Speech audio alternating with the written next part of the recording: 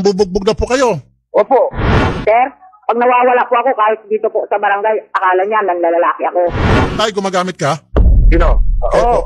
Gumagamit ka? Opo, minsan lang po pag sa trabaho. Ano yung ginagamit mo? Shabuk o cane? Bato. Bato. Pwede makausap si Josephine? Ito, Sino yung isang lalaking kasama nyo, Tay? mga kasama niyo dito sa trabaho. Gumagamit din? Nang? Bato. Hindi po. Ako po? Napagbinta ka patuloy. Pati yung dumadaan lang. Kumain. Josephine, magandang hapon po. Ay, hello po. Okay, gusto niya po umuwi si nanay. Opo. Nasaan siya ngayon? Bali, nagtatrabaho po siya sa barangay. Anong trabaho niya doon? Barangay auxiliary po. Gusto niya umuwi na siya sa bahay. Opo. Yun po kasi yung gusto ng tatay ko eh. Ba't di siya umuwi? Ano nangyari? Nag-away siya ng tatay niyo? Nag-away po sila. Ilang araw na siya hindi umuwi? Bali, 2 weeks na po. Saan siya tumutuloy Doon ngayon? po sa barangay po. Doon siya tutulog. Opo. Nanay Flora, Apo. yung anak niyo umiiyak. Naluluwa-luwa na gusto niyang umuwi na raw kayo. Ba't ayaw niyo po umuwi, Nay? Eh, nagkakapidwala ako, sir, dahil nangbubugbog kasi yung asawa ko. Nabubugbog? Kaya parang nagkapidwala ako, sir, na makita ko lang siya, inangangatag na yung tuhod ko. Dako. Mahilig kasi siya mangbugbog. Josephine, Po. totoo ba na nambubugbog si tatay mo? Opo. Ay. Kaya naman pala, tama lang na wag na umuwi. Hanggat hindi nagbabago si tatay, dapat si tatay mo nasa kulungan. Sorry, Josephine, ha? Pag nakulong na si tatay, pwede nang bumalik niya si nanay. Andito po si Papa po. Kausapin natin. Sos, Marite. Kahit na sinong babae, hindi na uuwi. Sos. Sir, Hello? yung anak niyo, sir, gustong umuwi na si nanay. Umiiyak. Kaya lang, si nanay, kausap ko sa kabilang linya, paano siya uwi? Bugbugero ka raw. Nanginginig daw siya, makita ka lang, nanginginig na siya sa takot. Huwag kayo maniwala dyan, boss. Kung ginagawa yun, nakawaan ko lang, sir, kapipigil niya. Ang bigat ng ulo. Inamin na nga ng anak niyo, sir, na nambubugbog na po kayo. Opo. Oh, bakit Ginawa ko po yun. Kung ginawa ko po yun, sir, talagang hindi na po siya mapigil eh. Ano po yung hindi na mapigil sa kanya? Yung katik niya yung lalaki. Kateks ng lalaki. Oo. Pag hindi ko naman siya binubugbog, pag hindi ko na nakita siya na ebidensya na may text lagi sa kanya. So tuwing meron ka nakikitang kateks siya, binubugbog mo siya. Kung 5 beses mo siya nakitang may kateks, 5 beses mo siya binubugbog. Opo. Buti na lang at si sir umamin agad. Cellphone niya. Anak, tuwing meron ka nakikita na kateks ng lalaki sa cellphone, bugbog ang inaabot niya. Oo.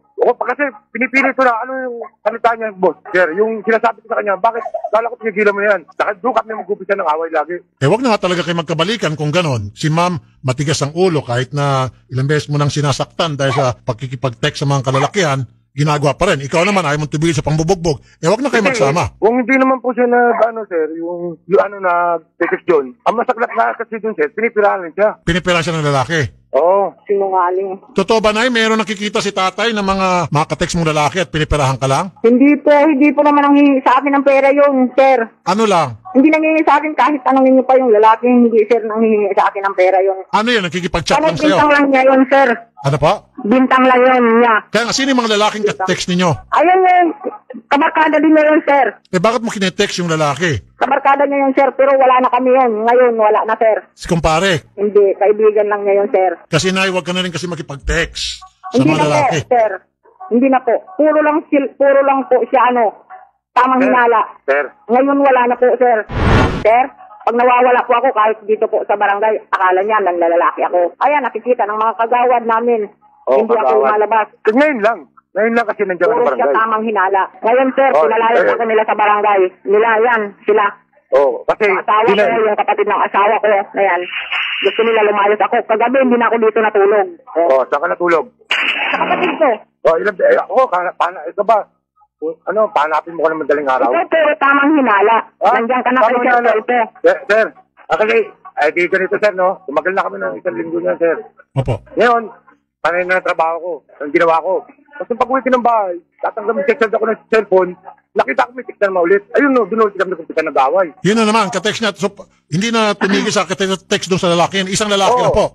Kasi yun ang best ko ng gaway namin. Ayan, sendul mo yung text na yan, tapos sisiraan niya yung SIM card. Pagkasira ng SIM card, edi wala nang number yun, di ba? Opo, wala na.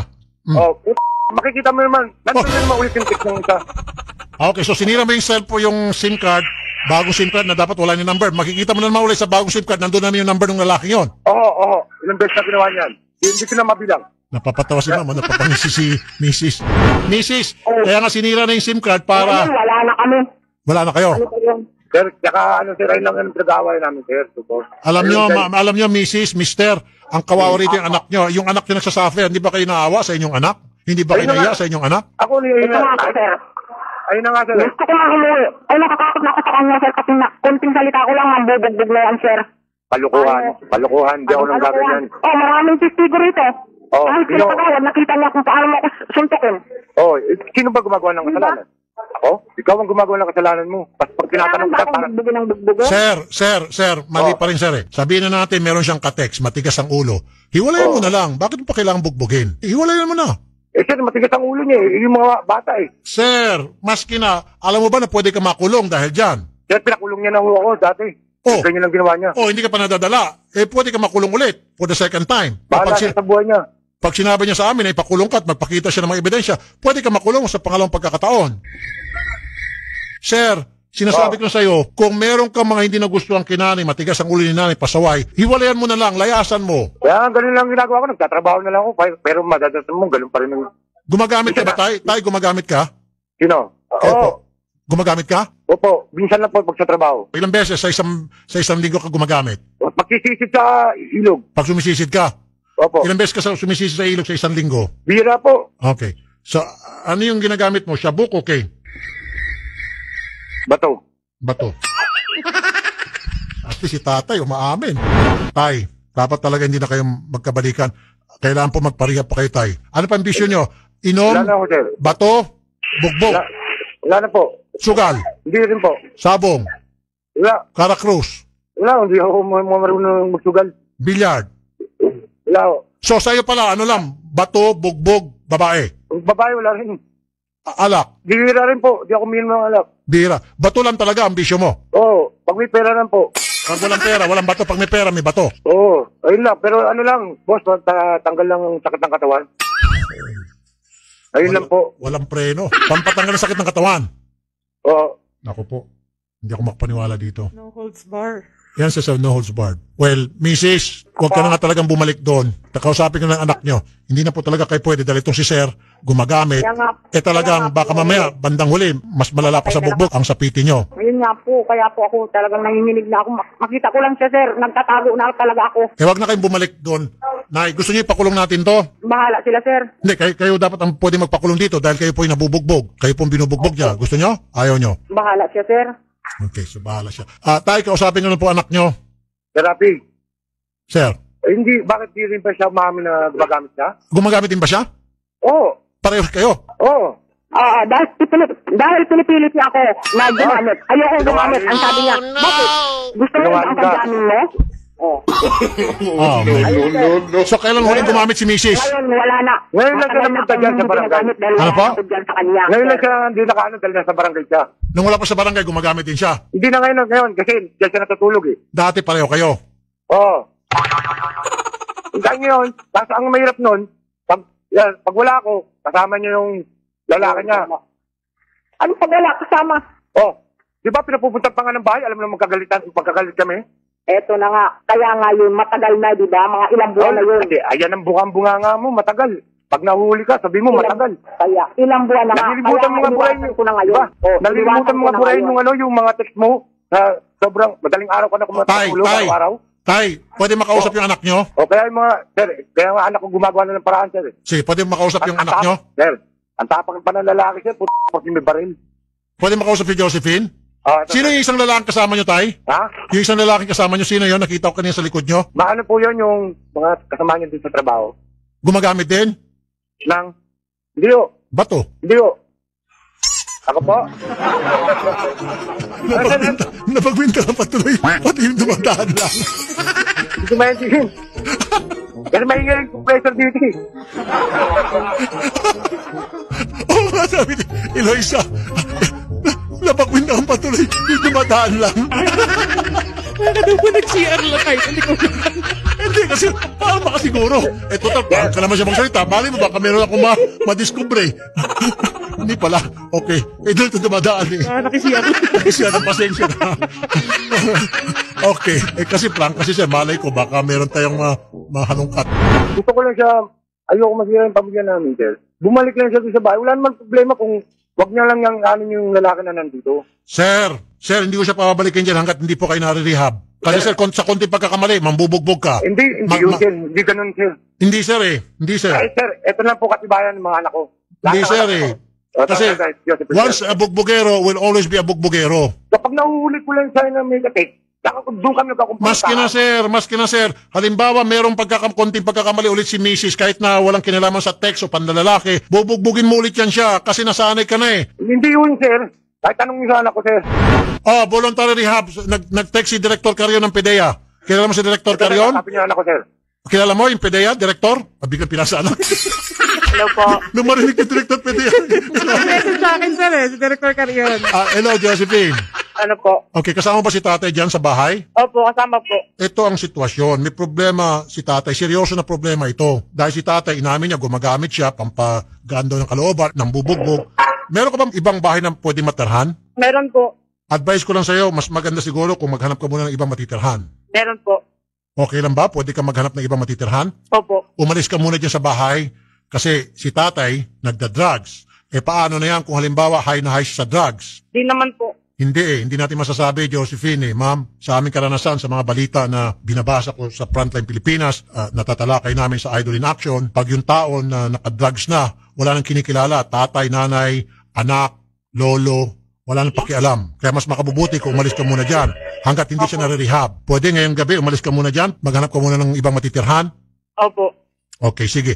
For the meantime, kukumbinsin namin si tatay na magpa-self-rehab. Sabi ng PDEA, meron daw tinatawag na self-rehab. At kapag siya natapos na sa pag-rehab, then pwede na sila magbalikan ni nanay, kasama ka na sa...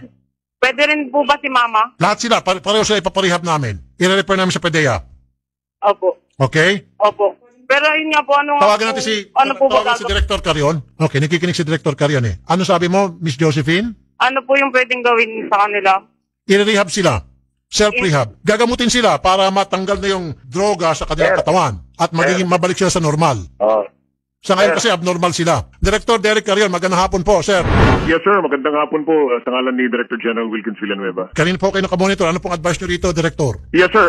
Of course, ang primary issue nila is parang may vowsy dito, but I'm concerned about yung ginagawa nila sa yung nakasasakyan ng bata kasi na pareho silang gumagamit, sir. Yun nga po. So ano advice nyo rito, Director? Yes, sir.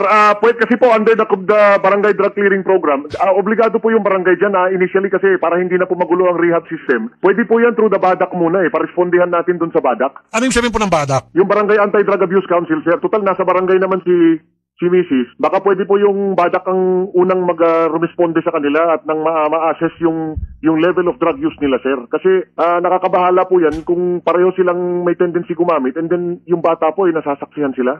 Correct. At hindi lang, sir. Delikado rin kung high itong si tatay at hindi natin alam kung ano magawa niya sa kanyang anak. Precisely, sir. Actually, I was about to say the same nung sinasabi niyo kanina. Totoo yun, sir. Hindi ba? Sige, sir. So, BADAC po, i-refer namin sila. Yes, sir. Yes, sir. Now, kapag ayaw po nila at medyo then balikan niyo po kami. Dito na lang po sa Public Assistance Center natin. Hanapan natin ang sunod na intervention. Magaling, mas mainam. Good. Yes, sir. Sige po, Director Derek Carion, sobrang thank you po. Mabuhay kayo lahat dyan sa PDEA. Magandang hapon God bless po, you, sir. Mabuhay po kayo, sir. Thank you po. Hi.